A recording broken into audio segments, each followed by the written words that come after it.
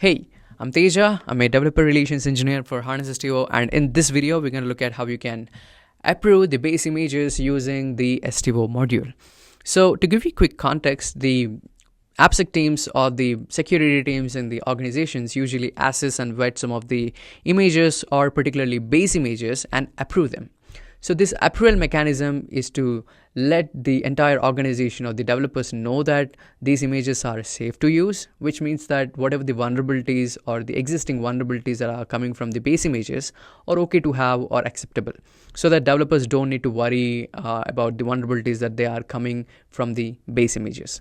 So we look at how you can actually implement this approval mechanism in the Harness STO module. So before we jump in and actually do any sort of an approval, I just wanted to let you know we have a dedicated video on the base image detection configuration. So make sure you watch that and understand how do you configure your container images and STO so that the STO will start detecting the vulnerabilities that are actually coming from your base images. So yeah, let's go ahead and look in how you can start approving some of the base images. So essentially base image in the STO is a target.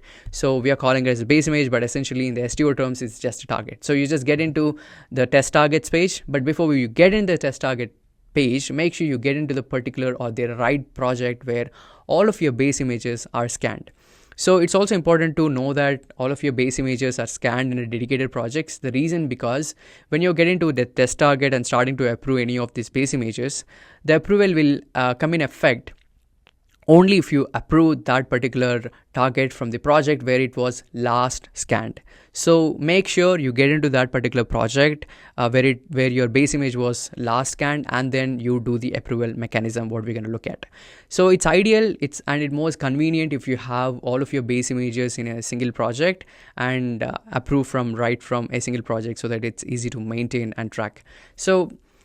So in my case, I have the OpenJDK as my base image, which is essentially a target. And from there, I can just click on these three dots to approve and then click on this approve base image. And once you click that, we should be able to see the list of all the tags that are scanned in your Harness STO module. So in my case, I have only one. I can just click on this checkbox and then click confirm. So now my base image, which is OpenJDK, is approved, and you can clearly see that a label base image with a green check is added, showing that the base image is now approved.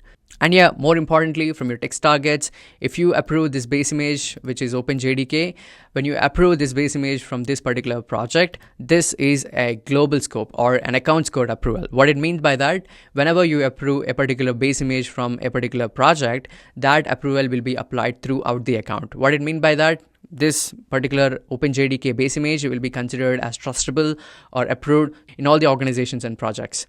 So if you just want to unapprove it, you just click on the three dots and approve base image and then uncheck it and just confirm. So this will undo the process of approving to unapproved. So this will come in effect in the next evaluation, just in the same way for approval mechanism. When you approve it, that will come in effect from the next execution of your pipelines. So what happens when you approve your base image? So from the next scan, wherever your developers are having the container image with OpenJDK as their base image with the tag Slim8, they will now have the vulnerabilities marked as a vulnerability coming from an approved base image. And also their step output variables will have a particular variable called base image approved and set to true. So let's go ahead and actually look at and see what it actually looks like. So I'm going to go ahead and show you a pipeline that actually ran after the approval so that it's easy to look at. So here, if you see, this is the pipeline where you have a base image approved. So you can just look at that. And then to show you how it looks without an approval. So in a different pipeline, I have the base image without any sort of an approval. So this particular issue in this security scan or the vulnerabilities tab, where I have this issue from a base image, but this issue is coming from an unapproved base image.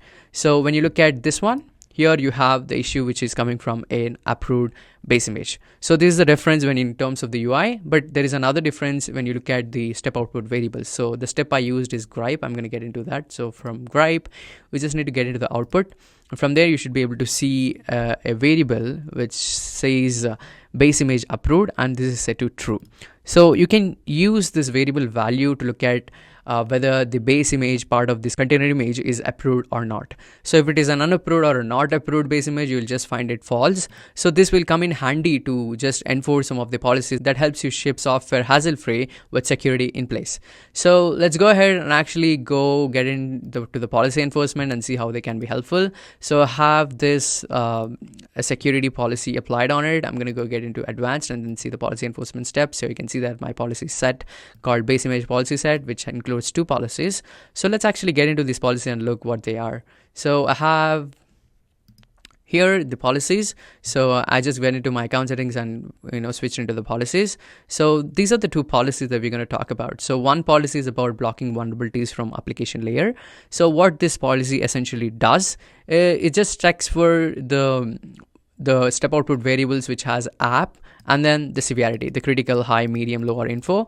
If at all any of these variables have the value greater than 0, this pipeline will be blocked. So this policy doesn't care about the base image because we have a dedicated policy doing that. So this policy is essentially about focusing on the app specific vulnerabilities, and if there are any sort of vulnerabilities, block the pipeline or warn it.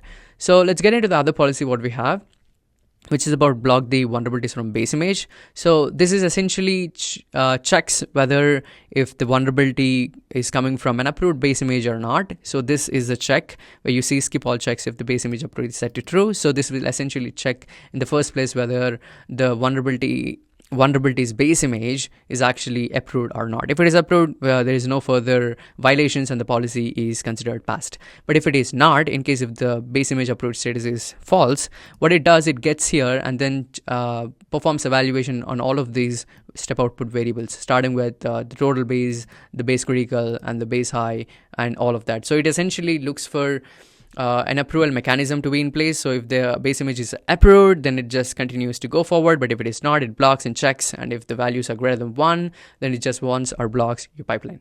So these are the 2 policies that you can get in place. All of these policies are available in the documentation for you to use right away.